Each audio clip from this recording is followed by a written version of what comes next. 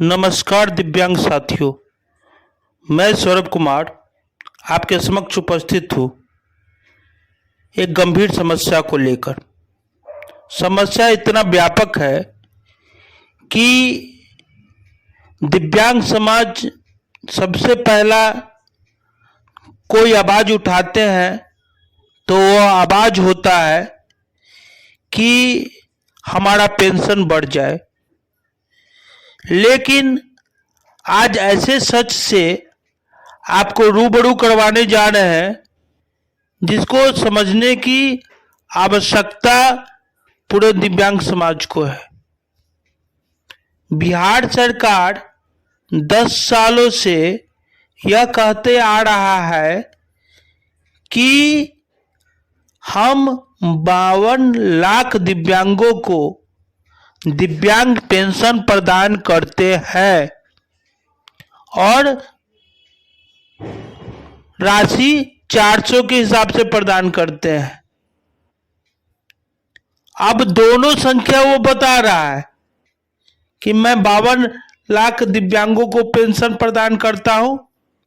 आपको पता होगा कि सामाजिक सुरक्षा पेंशन में विधवा, बुजुर्ग और दिव्यांग तीनों को सम्मिलित किया गया है।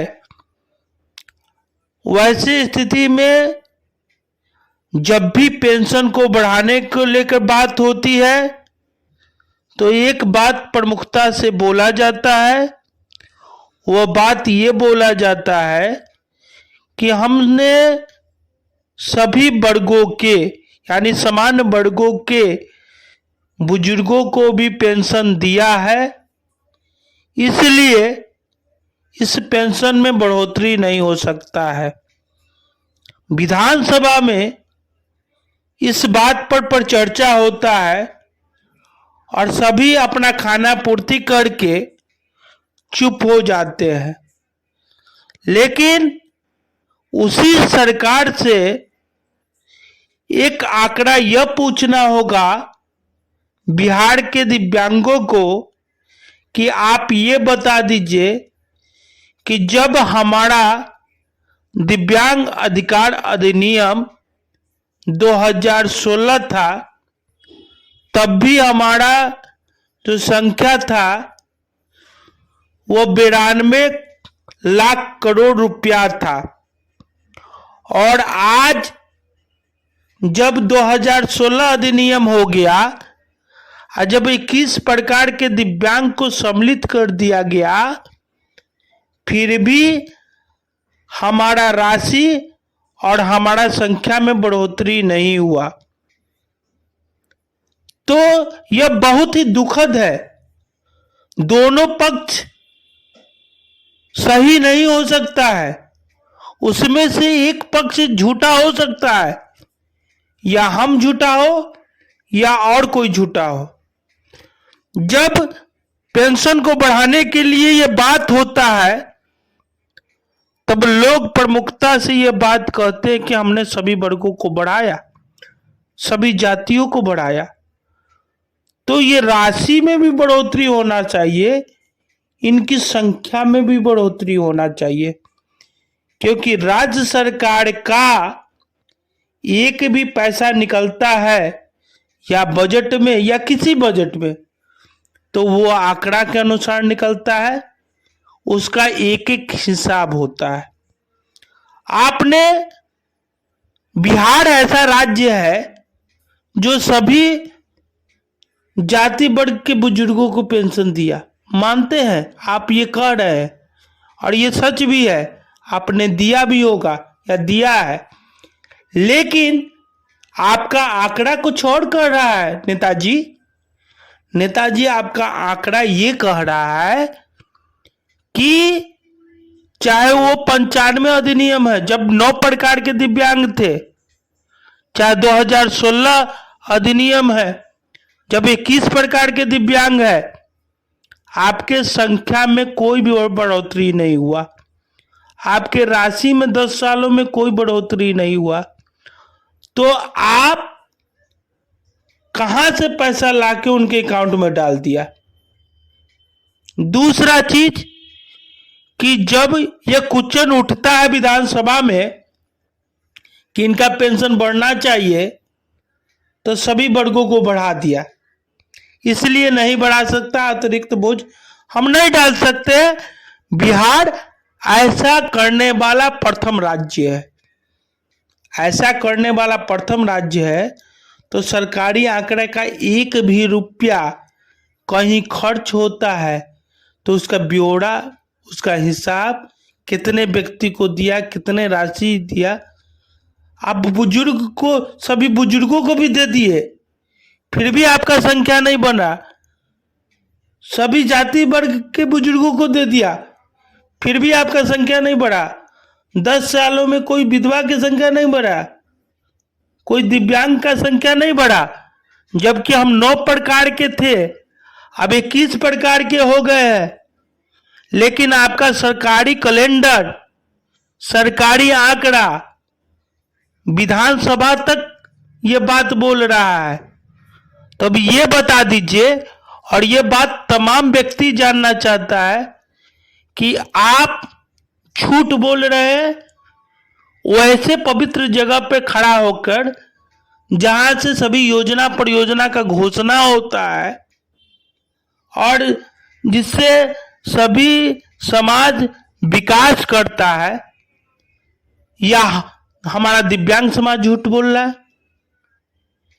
9 प्रकार के दिव्यांग थे तो भी आपने इतना ही राशि दिया और इतना ही संख्या बताया उसमें, और 21 प्रकार के दिव्यांग हो गए तो भी इतना ही संख्या बताया, इतना ही राशि बताया।